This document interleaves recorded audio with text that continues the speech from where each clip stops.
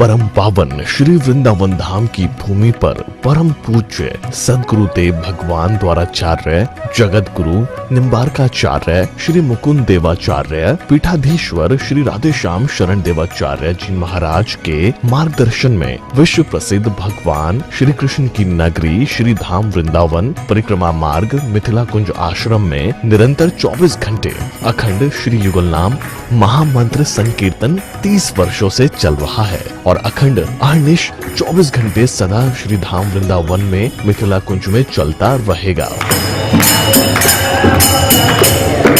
आज विश्व भर में अनेकों मंदिर हैं, किंतु भागवत का कोई मंदिर नहीं है।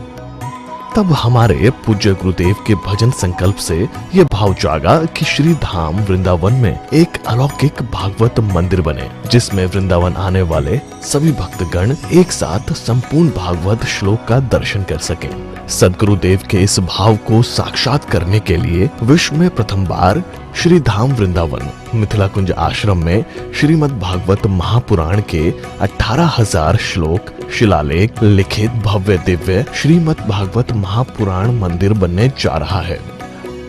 आप सब भी इस दिव्य भागवत मंदिर में अपना तन मन धन से सहयोग कर श्री धाम वृंदावन में अक्षय पुण्य प्राप्त करें। एक श्लोक शिलालेख की सेवा राशि मात्र 5100 रुपए है, जिसमें आपके नाम से एक श्लोक शिलालेख पर लिखा जाएगा। इसी प्रकार से आप 2 श्लोक की दान राशि 11,000 रुपए, 5 श्लोक की दान राशि 25,000 रुपए, 11 श्लोक की दान राशि 51,000 रुपए और 21 श्लोक की राशि है 1,01,000 रुपए देकर अनंत पुण्य के भागी बन सकते हैं। कहा गया है कलयुग केवल नाम आधारा।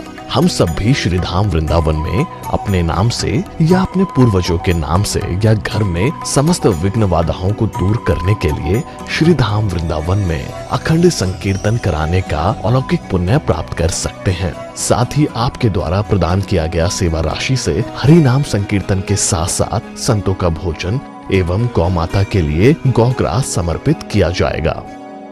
आप निम्न राशि प्रदान कर सदस्यता ग्रहण कर सकते हैं। एक दिन का संकीर्तन राशि मात्र 1,500 रुपए, एक माह का संकीर्तन राशि मात्र 15,000 रुपए, 12 माह की संकीर्तन राशि मात्र 21,000 रुपए से आपके नाम से निरंतर अखंड श्री युगल नाम हरि नाम संकीर्तन के साथ साथ साल के 12 माह में 12 दिन 12 संतों का भोजन गौग्रास आदि सेवाएं आपके मरणोपरांत भी चलते रहेंगे। अतः आप एक छोटा सा संकल्प लेकर हमसे जुड़ सकते हैं और श्री धाम वृंदावन मिथिला कुंज आश्रम में आप आजीवन सदस्य रहेंगे। आप वृंदावन में जब भी आएंगे तो आपके रहने की निशुल्क व्यवस्था रहेगी।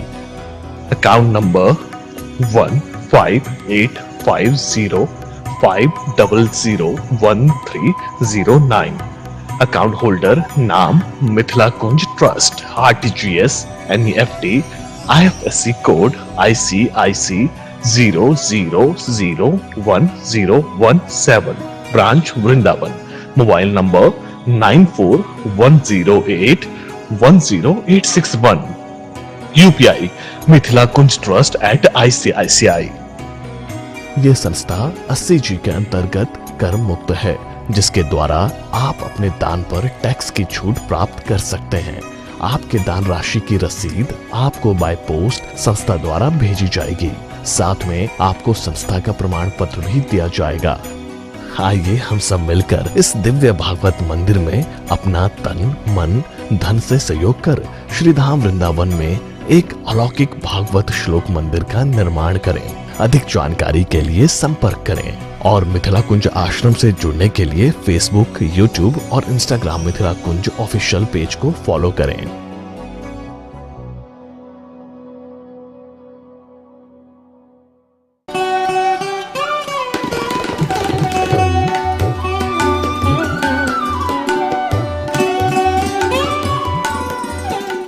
स्वभावतोपास्त समस्त दोषम अशेष कल्याण गुणैकराशिं विहांगिनं ब्रह्म परम वरेण्यं ध्यायेम कृष्णं कमलेक्षणं हरिं अंगे तु वामे वृषभानुजां मुदा विराजमानाम् अनुरूपसौभगां सखी सहस्रैः परिसेवितां सदा स्मरेम देवीं सकलिष्टकामदाम्। गोविंद जय जय गोपाल जय जय गोविंद जय जय गोपाल जय जय श्री राधारमण हरि गोविंद जय जय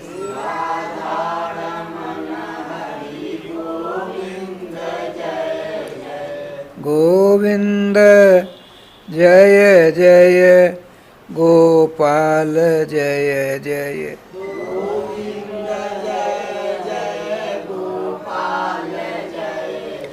श्री राधारमण हरि गोविंद जय जय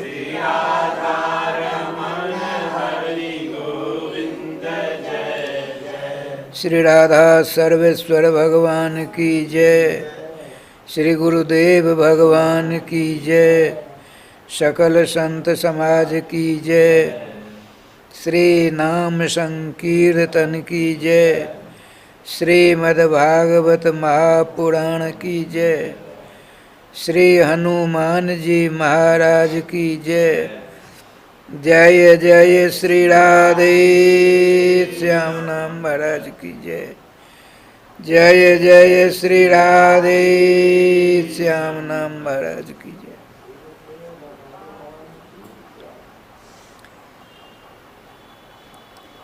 समादरणीय भगवत चरणानुरागी श्रोत्रवृंद, परम पावन अक्षय तृतीया का महामहोत्सव है। इसके विषय में विभिन्न आचार्यों के विभिन्न प्रकार के मत उपलब्ध होते हैं। अक्षय तृतीया के दिन ही त्रेता युग प्रारंभ होता है। त्रेता युग होता है सतयुग, त्रेता, द्वापर, कलयुग। तो त्रेता युग का प्रारंभ, शुरुआत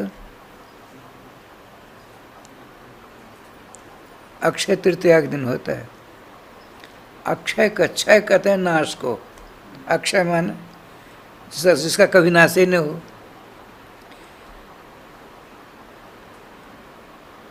तृतीया कहते हैं तीन, एकम, दूज, तीज। ब्रज में कहते हैं दूज तीज, दूज तीज।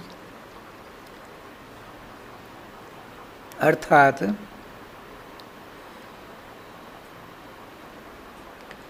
निम्नगामिनी जितने भी तीर्थ हैं, नदियां हैं, उनमें अक्षय तीज को स्नान करने से दूसरे दिनों की अपेक्षा इसमें सहस्र गुना फल प्राप्त होता है। सहस्र गुना फल। जैसे जमुना जी, श्री ब्रज में तो जमुना जी है। जमुना जी और श्री राधा कुंड, श्री श्याम कुंड, गोविंद कुंड, अप्सरा कुंड, मानसी गंगा, किलोल कुंड, और सबसे बड़ी बात है बहुत बड़ा है वो कुंड, जिसको विमल कुंड कहते हैं। वो कहाँ है? तो कामवन में। परिक्रमा गए हों तो दर्शन किए होंगे। हम 53-54 ईस्वी में अपने गुरुदेव जी के साथ केवल 9 साधु थे। श्री ब्रजरथ प्राप्त नारायण दास जी महाराज, ब्रजरथ प्राप्त श्री कन्हैयादास जी महाराज, ब्रजरथ प्राप्त श्री गोमती दास जी महाराज, हमारे गुरुदेव भगवान, और 2 संत और थे। मैं था इस प्रकार से 8-9 संत थे। तो उन दिनों में श्याम सुंदर दास जी थे, श्री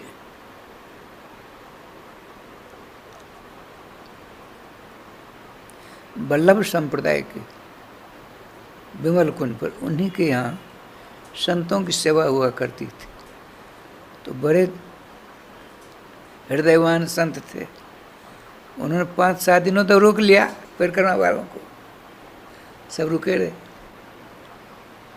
उन्होंने बहुत बढ़िया महात्मा बनाया। जिस तीर्थ में जाएं, तीर्थों की महिमा श्रवण अवश्य करना चाहिए। तीर्थों की महिमा श्रवण करने से ज़्यादा अनुराग, प्रेम, श्रद्धा, भक्ति प्रकट होती है, वर्धमान होती है। श्री श्री श्याम सुंदर दास जी महाराज ने कहा, एक बार नंदादि गोप वयोवृद्ध सब के सब वहाँ विराजमान थे। कन्हैया कृष्ण अपने ग्वाल वालों के साथ, बलराम भैया के साथ पधारे। तो किसी महात्मा के मुख से धरातल पर तीर्थों के दर्शन की महिमा सुनी। नंद बाबा ने कहा, लाला ऐसा करो, सब के सब ब्रज के जितने वयोवृद्ध हैं, दलबल के साथ पृथ्वी पर जितने तीर्थ हैं उनके दर्शनार्थ चलते तो अच्छा होता। बात समझ में आती है? नंद बाबा का प्रस्ताव था अपने लाडले लाल घनश्याम श्री कृष्ण और बलराम जी के समक्ष एक ऐसा मुहूर्त बनाया जाए, क्यों बार बार मानव शरीर नहीं प्राप्त होता, तो समस्त तीर्थ शब्द का अर्थ होता है तीर्थजते अनेन मायाम संसार सागरम च एतत् तीर्थम। जिसके सहयोग से, जिसके संपर्क में आकर भगवान की बलवती माया संसार सागर से पल्ली पार जाया जाए, उसका नाम तीर्थ है। ठीक है? भगवान के सामने प्रस्ताव आया। भगवान का, देखिए बाबा आप तो काफ़ी वृद्ध हो गए हो, जाओगे, सभी तीर्थों की यात्रा संभव नहीं है। तो ऐसा करो, यदि आपका आदेश हो तो जितने तीर्थ हैं पूरे धरातल पर सबों को बुला दूं। राधे राधे, क्या बढ़िया बात बताई। ग्वाल वालों का क्यों सखा, ये क्या बाबरी वाली बात बताते हो?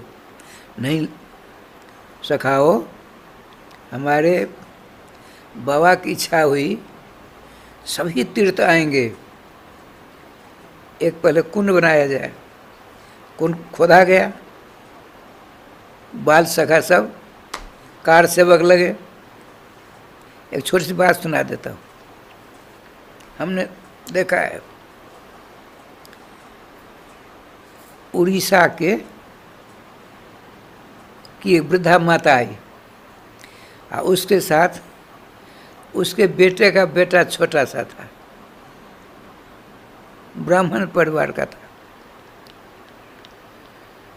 तो बुढ़िया माँ, उसके बेटे का बेटा पौत्र कहते हैं, ये दोनों जने तीर्थ करने आए। बड़े अच्छे घर के थे। वो बच्चा था 8-9-10 साल के अंदर ही था। बंगाल और उड़ीसा के लोग बड़े भक्त होते हैं, तीर्थ में जाते हैं तो पाम नहीं रखते हैं, आज भी ऊपर से ही जल स्पर्श करेंगे, मस्तक में लगाएंगे, नेत्र में लगाएंगे, हृदय में लगाएंगे, बड़ी श्रद्धा से दंडवत करेंगे। हम तो बहुत दिनों से हैं ना, अपना जीवन बंगालियों के साथ ज़्यादा बीता है अपना जीवन। हम एक बंगाली गुरुजी से पढ़े भी हैं 2 साल तक व्याकरण। हाँ, बड़े विलक्षण संत, बालकाली संत थे, संस्कृत बोलते थे, मेरे ऊपर बहुत खुश थे। प्रासंगिक बात सुनाई देता हूँ। बांके बिहार जी की पाठशाला में पढ़ते थे। मैं प्रारंभ से तेज तुर्राक था। अब मध्यमा तीसरे खंड का मैं छात्र रहा।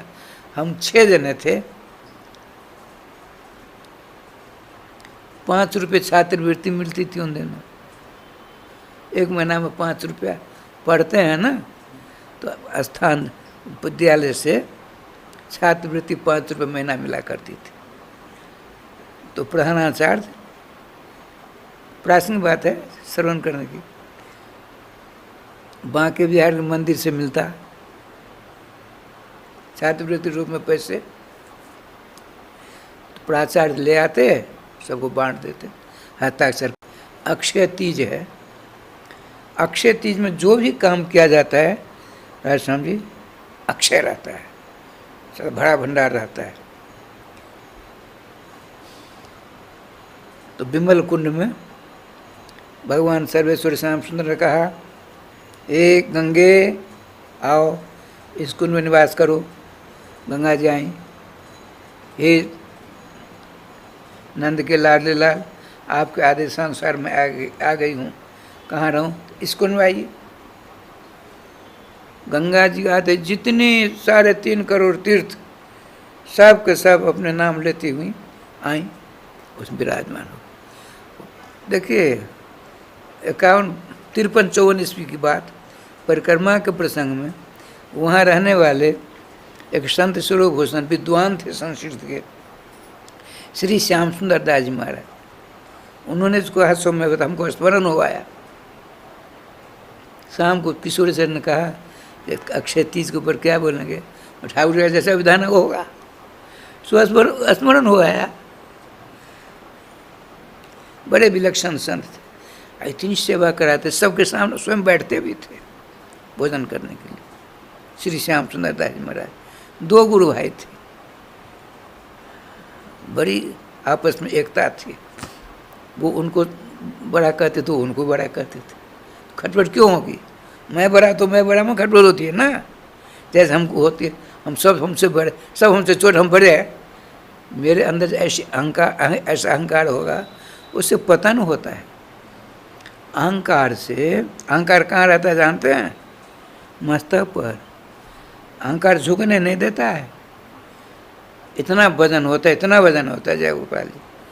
लेकिन जो नामाश्रय ले लेगा, अहंकार छू मंत्र हो जाएगा। जय गोपाल जी, नामाश्रय लीजिए। अच्छा, अक्षय तृतीया के दिन गंगा, जमुना, सरस्वती, प्रयाग, कमला, विमला, मिथिला आदि, दूधमती गंगा आदि सभी तीर्थों में स्नान करने का है। अक्षय तीज की बात है। ठाकुर जी के पास है। यहाँ विमल कुंड में स्नान करने की बड़ी महत्ता है। विमल कुंड जाएगा कौन? जो 84 सूर्य परिक्रमा करोगे तभी पहुँचोगे, नहीं जो वहाँ की यात्रा करेंगे तब जाएंगे। तो मैं बता रहा था, एक अपनी दादी के साथ उड़ीसा से एक ब्राह्मण कुमार, लगभग 6 साल की अवस्था थी, वह व्रत दर्शन करने 2-4 जैसे गिरिराज जी, बरसाना, नंदगाम, कामवन, गोकुल आदि नहीं जाते हैं। तो मानसी गंगा का दर्शन, मानसी गंगा मुखार में दर्शन किया, दादी के साथ गया, आचमन करो, आचमन करो। उसमें कीड़े थे हजारों। ऐसे लिया, 2 ग्राम पानी है, मानसी गंगा का 2 ग्राम पानी लगभग, उसमें अनगिनत कीड़े छोटे छोटे। बच्चा तेज दिमाग का था। उनका माँ, इसमें बहुत कीड़े हैं। तो माँ का आदेश था, दादी का आदेश था, दंडवत के मस्तक से लगा लिया, रख दिया उसी में, मुंह में नहीं लिया।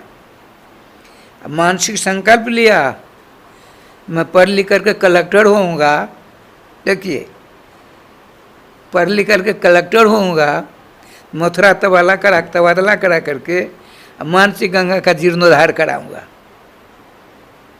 ऐसी व्यवस्था करूंगा निर्मल इसका पानी रहेगा। छोटे बच्चे की हृदय की बात।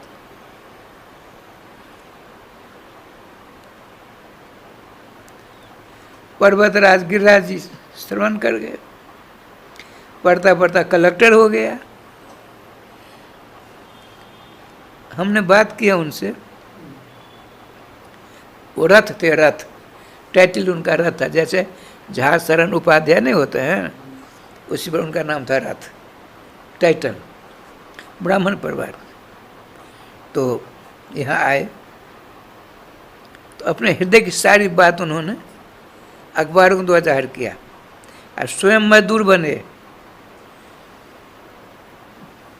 पूरे मथुरा जिला के लोग आए, कलेक्टर साहब भी रहे, हजारों के तादाद में टोकरी फावड़े की व्यवस्था कलेक्टर साहब ने करवाई। और कलेक्टर साहब उसमें जितने अमला फमला ऑफिसर सब पहुंच गए, अब टोकरी में मिट्टी लेकर ऊपर फेंकते हैं। 15 दिन के अंदर चकाचक हो गया, एक नंबर पानी की व्यवस्था हो गई। अच्छा, हमसे बात कैसे सोच सुनिए।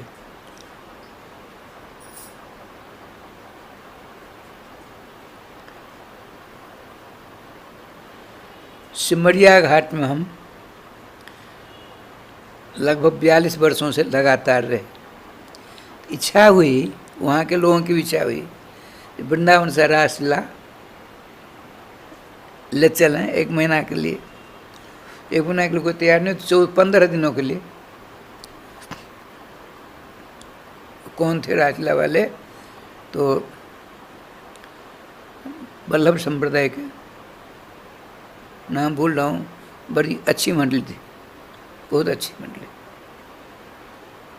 उनके पास गए, बोला ठीक है महाराज, 1 महीना तो नहीं होगा, 15 दिनों के लिए हमका एक मेरा निवेदन है। हम निम्बार संप्रदाय के, आप तो बाएं मुकुट दाएं मुकुट से करते हो, दाएं मुकुट से करते हो, हम तो बाएं मुकुट से लीला कराना चाहते। वल्लभ संप्रदाय वाले यूँ करते, मुकुट वाले, निम्बार संप्रदाय वाले यूँ करते हैं, समझते हैं, बाईं ओर। उन्होंने क्या सुंदर बात, कृष्ण फतेह कृष्ण गोस्वामी, बहुत अलग अच्छी मंडली थी, बहुत बड़ी। तो उन्होंने क्या कहा, सुनिए बाबा, हम दोनों प्रकार के मुकुट रखते हैं। तो हम वल्लभ संप्रदाय का, आप निम्बार संप्रदाय को, कोई रामानंद संप्रदाय का। ठाकुर तो सभी संप्रदाय के हैं, हमारा संप्रदाय अलग, आपका संप्रदाय अलग, और ठाकुर तो सभी संप्रदाय के। तो आपके यहाँ मिथिला में किशोरी जी की प्रधानता है, श्री जानकी जी की प्रधानता है। बाईं ओर राधे श्याम, बाएं मुकुट करके ही तो लीला होगी। बड़ी प्रसन्नता हुई, यहाँ से स्वीकृति मिली। अब वहाँ के लोगों ने कहा बिना कलेक्टर की परमिशन से लीला नहीं हो सकती। हम थे सिमरिया घाट मेला समिति के अध्यक्ष, हमको बना दिया था। मेला समिति के नारायण जी, सचिव, उप सचिव, एक पंडित जी थे, नाम भूल रहा हूँ, 5 जने गए, आवेदन पत्र दिया, पूछा बाबा रासलीला क्या है? उनका रामलीला जानते हैं? हाँ, खूब जानते हैं। उसी प्रकार से रासलीला होती है, जुगल स्तर राधा कृष्ण सखियाँ, ग्वाल वाल सखाएँ, सब मिलकर नाना प्रकार की लीलाएँ करते हैं। अच्छा, तो हम भी आ सकते हैं? तो कितने विनोदी है। और रथ जी महाराज जब मिल तब अपने जब मिल घुल गए दोनों को दोनों, तब यहाँ की बात सारी सुनाई थी उन्होंने, इसी प्रसंगानुसार आया। तो कितने सुनिए महाराज, 6 बजते बजते 5 बजते बजते लीला समाप्त होनी चाहिए। तो यहाँ बड़े उपद्रव होते हैं, 20 लोग हैं, इंक्वायरी करने आ गए। पंडाल वंडाल सब बना, बहुत बढ़िया बना, पंडाल 1 नंबर था। पल्ली पार के लोगों के सहयोग से, मुखिया जी थे, केदार सिंह नाम था उनका, बड़ी मदद की। तखत वखत वो बड़े बड़े बिजली पोल सब गड़वा दिया उन्होंने। पंडाल लगा, इंक्वायरी करने स्वयं कलेक्टर साहब आए, उनके साथ और 10 आदमी थे। मैं अपने पंडाल बैठे था, सामने राधे राधे होता, हम सबके सब स्वागत करने के। खूब देखकर बड़ा आनंद आया। कहा महाराज देखिए, यहाँ के लोग बड़े उपद्रावक हैं, दिन दहाड़े लूट लेते हैं, हम बड़े परेशान हैं, इससे सावधान होना है। हम कहा सुनिए साहब, आप रक्षा नहीं कर सकते, सरकार कुछ नहीं कर सकती, ये कुछ नहीं करेंगे यहाँ के लोग, ये और सहयोग करेंगे। माँ गंगा जी की सेवा करने हम लोग आए हैं। माँ गंगा जी सबकी माँ है, माँ के निकट में किसी को किसी प्रकार का कष्ट नहीं होता है। आप कुछ मत करना, सारी व्यवस्था स्वतः हो जाएगी। आप कृपया रोज आकर दर्शन करते रहें।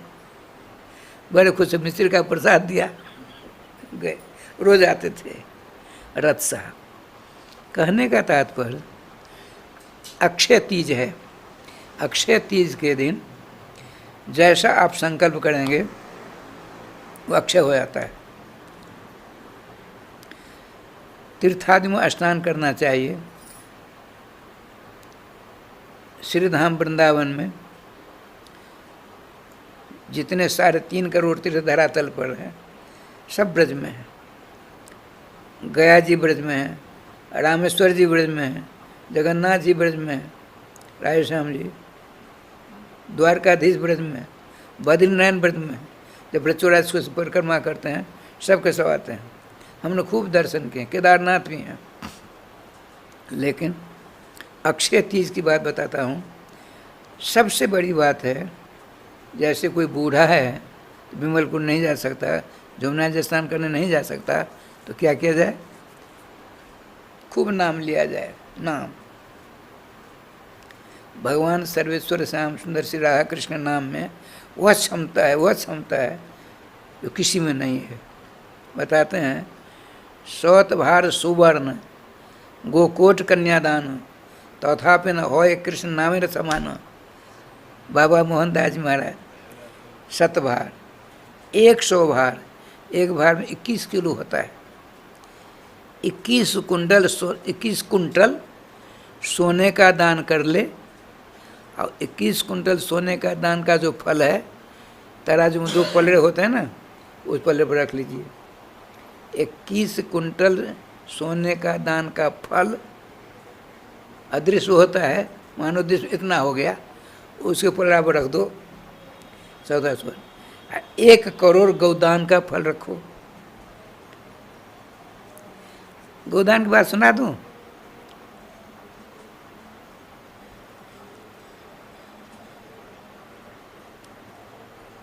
च्यवन ऋषि को जानते? नाम सुना होगा आप लोगों ने, च्यवन ऋषि जी। बड़ी बड़ी लीलाएं उनकी सुनाई देता हूँ। उन्होंने सोचा, जो गंगा जी में डूब करके वर्षों तपस्या करता हूँ, 10,000 वर्ष बीत गए।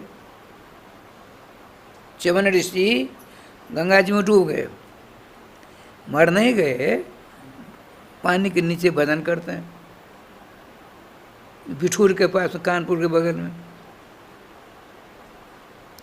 सूर्यवंशियों की राजधानी बिठूर में थी, कभी इतिहास कहता है। जब अयोध्या हुई तब से कहीं गई ही नहीं। ठाकुर जी विधान देख क्या लीला हुई। मत्स्यजीवी नहीं होते हैं, जाल फैलाते हैं, मछली मारकर जीविका चलाते हैं, वो एक मत्स्यजीवी पहुंचा जाल लेकर के, रोज करता था, गंगा जी में जाल फेंका तो बहुत सी मछलियों के साथ वो महात्मा जी आ गए। कौन महात्मा? च्यवन ऋषि। देखिए, गौदान की महिमा सुना रहा हूँ। 100 भार सोना अर्थात 21 कुंटल सोने का दान का फल तराजू के 2 पलड़ों में से एक पलड़ा में रख दीजिए। एक पलड़ा में, उसी पलड़ा में 1 करोड़ गोदान का फल रखिए, 1 करोड़ कन्यादान का फल रखिए एक पलड़ा में। एक पलड़ा पर श्री कृष्ण नाम रख दीजिए लिख करके। कौन वजनदार होगा? श्री कृष्ण नाम। तथा हवाई कृष्ण नामेर समान। अच्छा, मैं बता रहा था, उस मल्लाह धीवर केवट के जाल में महामना ऋषि प्रवर जगतबंदी च्यवन जी फंस गए। ऊपर लाया, घबरा गया। आप चिंता मत करो, तुमने अपना काम किया, हमको तुम मछली समझ लो, बेचो, और जो पैसा हो उसे अपनी जीविका चलाओ। सुनते हैं? महात्मा होता है। वो घबराया, ये कौन है, इनको कैसे बेचे, कौन लेगा? मछली जो थी उसको बेच बात करा दे किया। संजोग से बात उड़ती उड़ती पहुंच गई उस तत्कालीन महात्मा के राजा के पास। राजा साहब आए,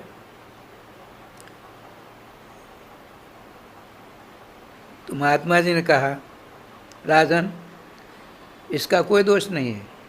मैं भजन करने गंगा जी में गया, वर्षों तक भजन किया, इसने जाल फैलाया, उस जाल में मैं फंस कर आ गया, तो इसकी जीविका का मैं एक हिस्सा हूँ, मेरी कीमत लगा दो, मैं उतने में मुझको बेच दो और पैसा ऐसो दे दो। तो उसने कहा, हमारा आपकी कीमत क्या लगाई जाए? सो अपनी बुद्धि से लगाओ, मेरा नाम च्यवन ऋषि है। राजा साहब थे, कहा ठीक महाराज, 100 स्वर्ण मुद्रा, 100 असरफी।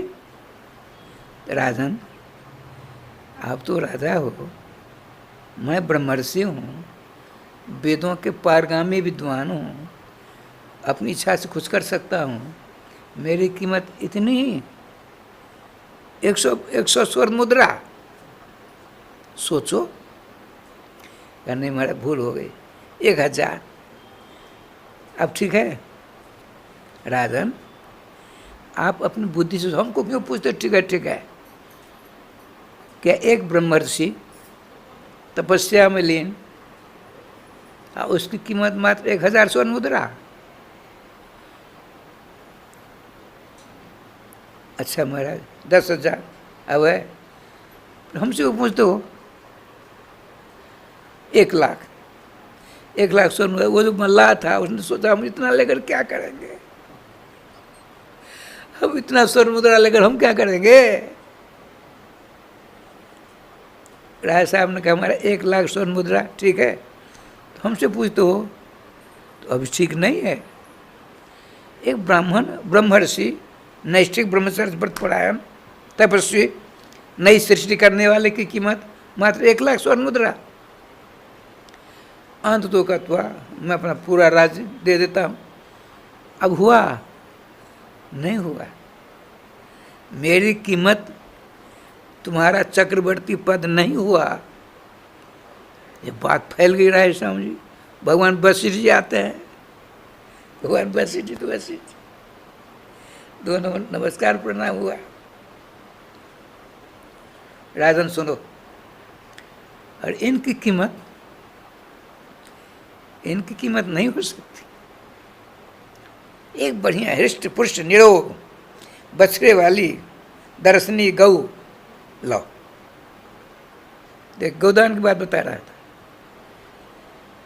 चक्रवर्तित्व का पद च्यवन जी की कीमत से कम हो गया। भगवान वशिष्ठ जी आते निर्णय करते हैं इनकी कीमत एक गौ के बराबर। ऐसा क्यों? सुनिए। भगवान ब्रह्मा ने सोचा सर्व जितने पवित्र करने वाले पदार्थ ब्रह्मांड में हैं, इन सबों को पवित्र करने की क्षमता गौ में है। तो गौ में एक समय बांध दिया, इतने बजे तक जितने देवी देवता आएंगे तो गौ के मंगल में विग्रह निवास होगा। सुनते हैं? सब आए, ब्रह्मा विष्णु शंकर आदि सब पहुंच गए, इंद्र आदि सब। लेकिन स्त्रियों को देखकर स्त्रियों गर्भ उसरा दे, ईर्षा होती है। गंगा और लक्ष्मी चिढ़ गई, गौ तो स्त्री जाति की है, तो हम क्यों इनमें जाकर रहे हैं? नारद हुआ तो नारद हुआ। इन दोनों के अज्ञान को अपने उपदेश रूपी कैंची से तिल के बराबर टुकड़े टुकड़े करके फेंक दिया। अब तो अज्ञान गया। देवर्षि कहा, देवर्षि कोई उपाय बताइए, अज्ञान वसात हम गौ के अंदर नहीं जा पाएंगे, कोई उपाय है तो जल्दी जाइए, जल्दी जाइए, नहीं तो बहिष्कृत हो जाओगी दोनों। ब्रह्मा जी के पास आती हैं लक्ष्मी जी और गंगा जी का, हे भगवान अज्ञान वसात मैंने देर कर दी, कहीं किसी जगह हमको भी स्थान मिलना चाहिए। बोले देखो देवी, दो चीज़ बच गई हैं, गौमूत्र और गोबर। जो बड़े अहंकारी होते हैं उनकी यही परिणाम होता है। तुम दोनों सोच लो किस में रहना चाहती हो। गंगा जी ने कहा हम गोमूत्र में रहेंगे, और लक्ष्मी ने कहा हम गोबर में रहेंगे। गोबर नहीं होता है गौ का गोबर, जिसका कंडा थापते हैं। तो लक्ष्मी जी गोबर में निवास करती हैं, जहाँ प्रत्येक दिन गौ के गोबर से चौका हो, वहाँ लक्ष्मी रहती हैं। और किसी प्रकार का पाप ताप होता है, गौमूत्र का सेवन किया जाता है, सारे पाप छुटकारा प्राप्त हो जाता है। अब देखिए, तो दुधारू एक गैया आई। च्यवन जैसे श्री ब्रह्मर्षि वशिष्ठ जी ने कहा, ब्रह्मर्षि लीला को अब संवरण कर लें, आपकी कीमत कौन दे सकता है? आपके बराबरी गैया है। हाँ अब ठीक है, मेरा मूल्य आपने निर्धारण ठीक किया है। देखो ये देखिए, सौत भार सोवर्ण गोकोट कन्यादान, 21 कुंटल सोने का दान का जो फल मिलता है उस फल को ले लो, एक तराजू के पल्ला पर रखो। 1 करोड़ गौदान का फल रखिए, 1 करोड़ कन्यादान का फल रखिए। ये तीनों के तीनों फल एक पल्ला पर श्री कृष्ण नाम लिख दीजिए, रख दीजिए। तो कृष्ण नाम जिस पर है वो तो नीचे रहेगा, और जिस पर सारे के सारे ऊपर हो जाए पलड़ा। तो अक्षय तीज है, अक्षय तीज के दिन हमारे यहाँ महात्मा में होड़ लगा करती थी पहले। आज अक्षय तीज, अक्षय नवमी है। 1 लाख 2 लाख 5 लाख 9 लाख नाम जपते थे। 9 लाख नाम अक्षय तीज में जपा करते थे। मैंने एक बार ताकत लगाई, 7 लाख से ज़्यादा नहीं हुआ। मैं अपनी बात बताता हूँ। एक हमारी गुरु बहन है किशोरी, उसने भी खूब राधे राधे किया, किशोरी जी। तो 5 लाख कर ले, 5 लाख। काम और करने पड़ते हैं ना। तो कहने का तात्पर्य, अक्षय तीज के दिन अब जो भी करोगे वो अक्षय हो जाएगा, पुण्य करोगे अक्षय रहेगा, अब पाप हो गया वो भी अक्षय होगा। इसीलिए क्या करना चाहिए, खूब नाम लो एक जगह बैठ करके। वैसे अक्षय तीज के दिन श्री परशुराम देव जी का अवतार है। श्री परशुराम जी की जयंती अक्षय तृतीया के दिन ही है। 10 अवतार में परशुराम जी का नाम आता है। सब के सब ठीक है, लेकिन जहाँ आप हो श्री धाम वृंदावन में, यहाँ तो सबसे श्रेष्ठ, सब सर्व तो भद्र, सर्व पुण्यप्रद यहाँ की रज है। रज, ब्रज की रज में वह क्षमता है, वह विशेषता है, वह माधुर्य है ब्रज की रज में। ब्रज की रज की महिमा का श्रवण देखिए। ब्रज है, ब्रज, ब्रो है और जो है, दो है ना। ब्रह्म का ब्रो लिया, रज का जो लिया, क्या बन गया? ब्रज। माने ब्रह्म माया दोनों जिसमें लौटते हैं उसका नाम है ब्रज। इसलिए बहुत से महात्मा का ये सिद्धांत है, ब्रज को छोड़कर एक कदम बाहर नहीं जाते। अरे महात्माओं को जाने दो, स्वयं वृंदावन बिहारी मोर मुकुटधारी दूज श्री कृष्ण की प्रतिज्ञा है। देवर्षि नारद जी ने पूछा, हे मुरली मनोहर, आप सदा कहाँ रहा करते हो? तो क्या कहते हैं? वृंदावनम परित्यज्य पादमेकम न गच्छति। हे देवर्षि नारद जी सुनिए, श्रीधाम वृंदावन को छोड़कर हम एक कदम बाहर नहीं जाते हैं। पादमेकम न गच्छामि त्यक्त्वा वृंदावनम मुने। हे मुनिवर, वृंदावन को छोड़कर बाहर हम जाते ही नहीं। अब समस्या हुई, ये आई, जब वृंदावन में ही श्री श्यामचंद्र रहते हैं तो कंस को किसने मारा? 16,108 द्वारका में जाकर विवाह किसने किया? गीता जी को उपदेश किसने दिया? तो वृंदावन के रसकों का सिद्धांत है। अब भागवत जी से मिला हुआ है। क्या है? श्रीमद् भागवत महापुराण 10वें स्कंद का 3रा अध्याय है, उसका अंत का श्लोक है, यशोदा नंद पत्नी च जातम परम बुद्ध तो नौतन लिंगम परिश्रांता निद्रयावगत स्मृति। श्रीमती यशोदा जी पेट में लाला है, शोवर घर में है, ऐसी निंदाई, ऐसी निंदाई। बताते हैं एक गांव में एक ब्राह्मण देवता, उनकी वो दोनों बूढ़े हो गए, उनका बेटा युवक था, उसका विवाह हुआ। समय आने पर पुत्रवधू गर्भवती हुई। ऐसी पुत्रवधू थी, रसोई पानी करके सबों को भोजन वाजन कराकर सास के का आदेश लेकर स्वयं भोजन करती, थाली वाली सब मल कर रख देती। तो जब सास सोती तो उसके चरणों को दबाती। सुनते हैं? अपनी सास की चरणों की सेवा करती। एक दिन सेवा कर रही थी, अब 1-2 दिन में बच्चा होने वाला है, तो अपने सास की सेवा कर रही थी, उसकी आँखों से आंसू टपकी, गरम गरम, उस सास के चरणों पर पड़ी। सास उठ बैठ गई, अब बहू को गोदी में लिया। राधे।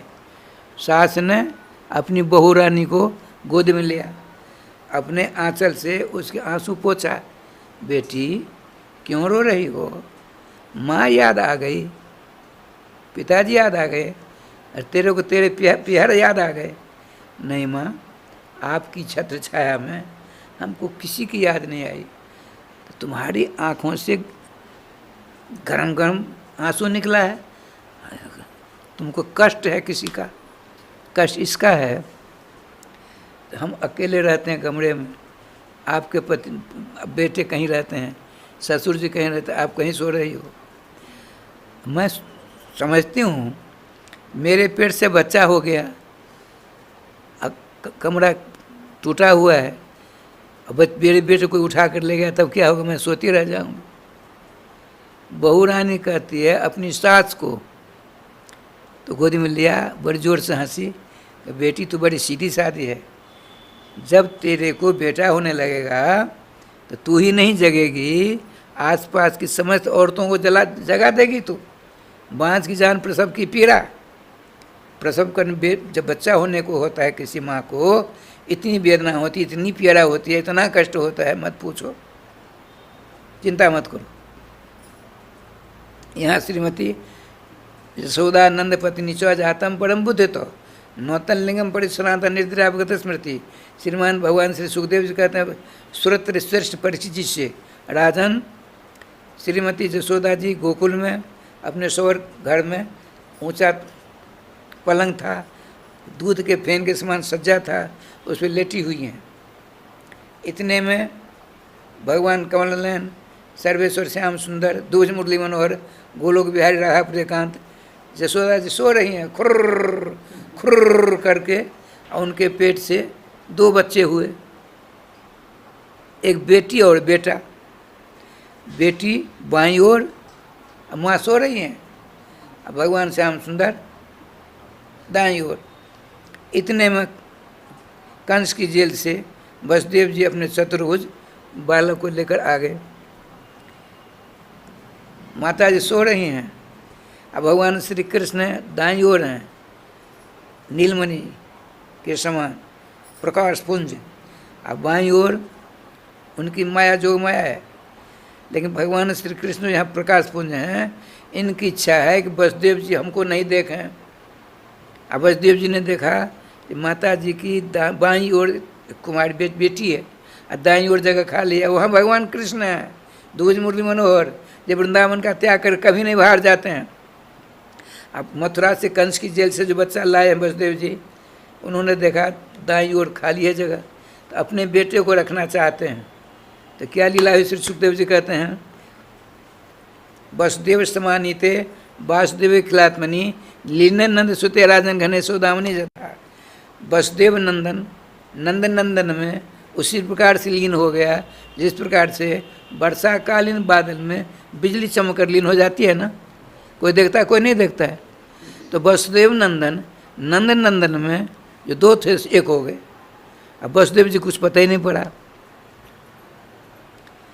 जब दोनों एक हो गए तब वसुदेव देखते, अब बेटी को लेकर चल देते।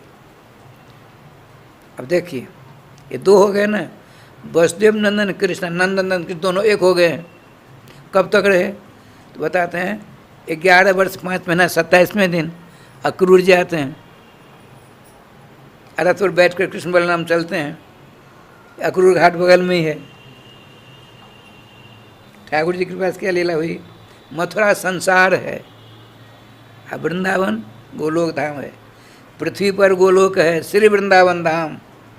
गौओं की सेवा करे तो क्या हुए, मिले श्यामा श्याम ठाकुर जी की कृपा से। अक्रूर जी स्नान करने, अक्रूर जी है ना, अक्रूर जी स्नान डुबकी लगाते हैं, देखते हैं अरे शेष सज्जा पर भगवान, वही भगवान जिनको हम लाए हैं लेटे हैं, लक्ष्मी चरणों की सेवा कर रहे हैं, सारे देवता स्तुति कर रहे हैं।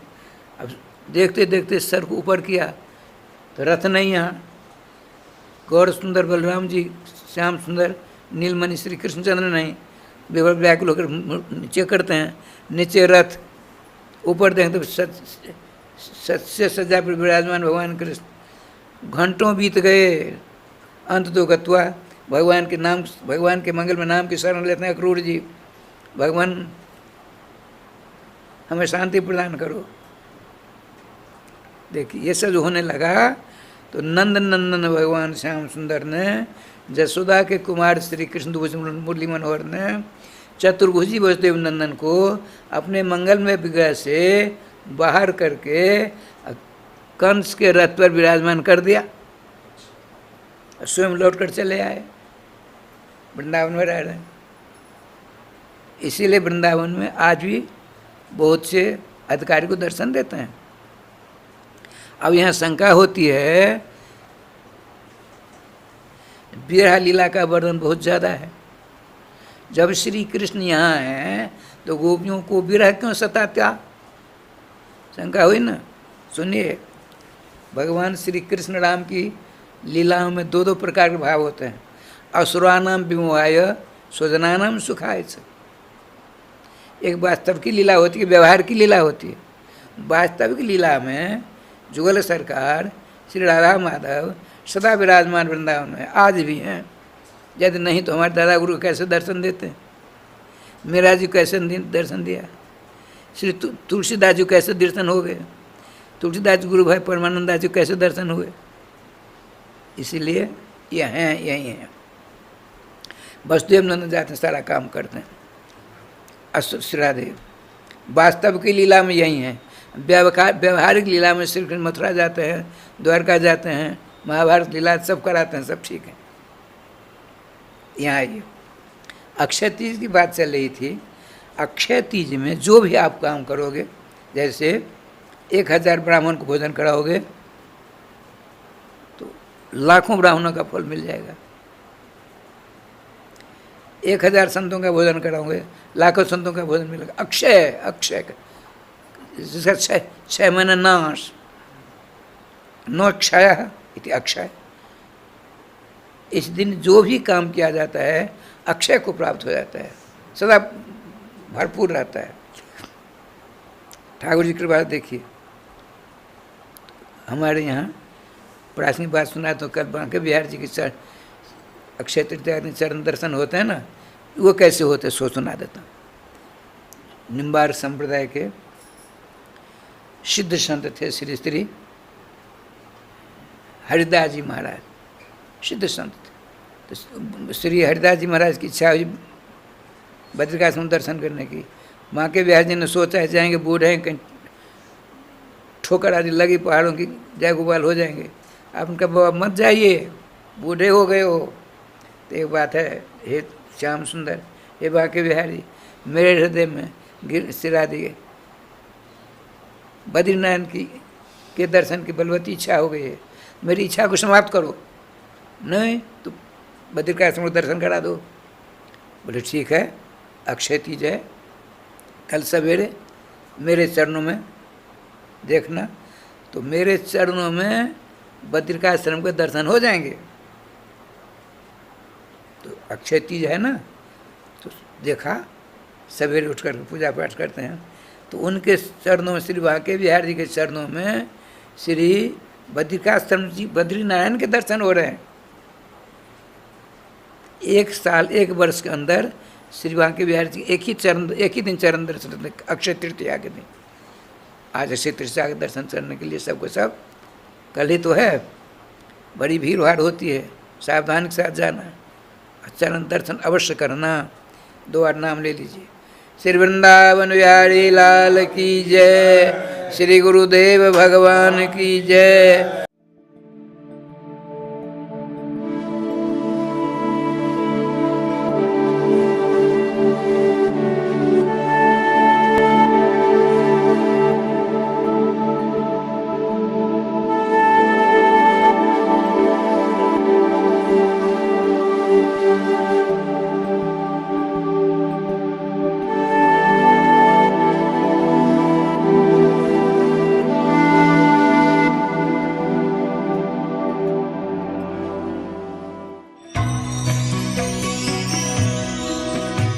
परम पावन श्री वृंदावन धाम की भूमि पर परम पूज्य सदगुरुदेव भगवान द्वाराचार्य जगत गुरु निम्बारकाचार्य श्री मुकुंद देवाचार्य पीठाधीश्वर श्री राधेश्याम शरण देवाचार्य जी महाराज के मार्गदर्शन में विश्व प्रसिद्ध भगवान श्री कृष्ण की नगरी श्री धाम वृंदावन परिक्रमा मार्ग मिथिला कुंज आश्रम में निरंतर 24 घंटे अखंड श्री युगल नाम महामंत्र संकीर्तन 30 वर्षों से चल रहा है और अखंड अहर्निश 24 घंटे सदा श्री धाम वृंदावन में मिथिला कुंज में चलता रहेगा।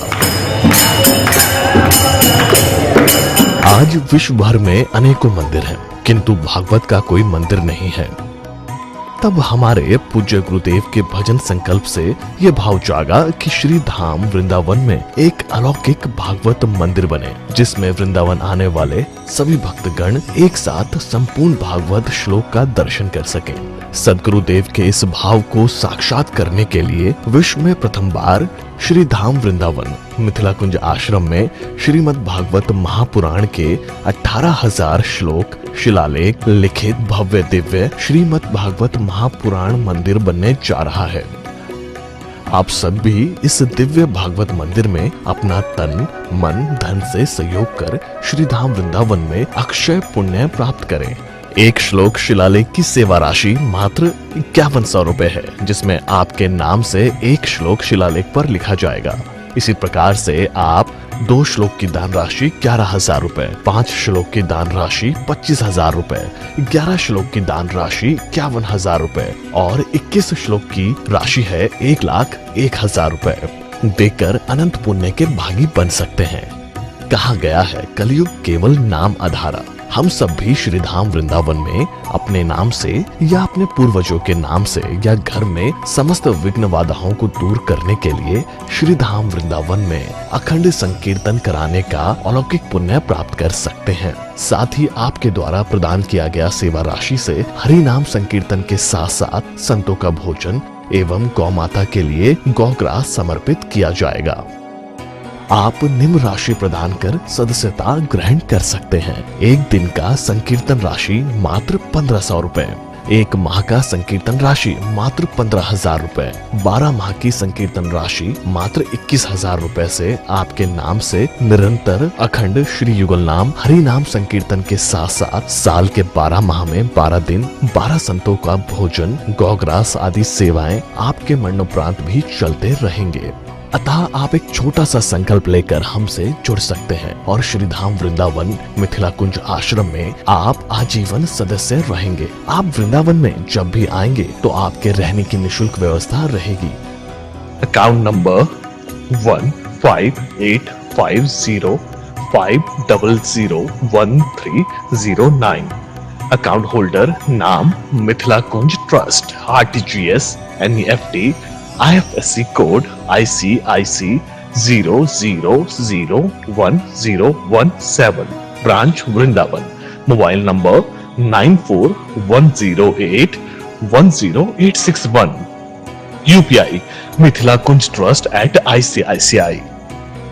ये संस्था 80G के अंतर्गत कर मुक्त है, जिसके द्वारा आप अपने दान पर टैक्स की छूट प्राप्त कर सकते हैं।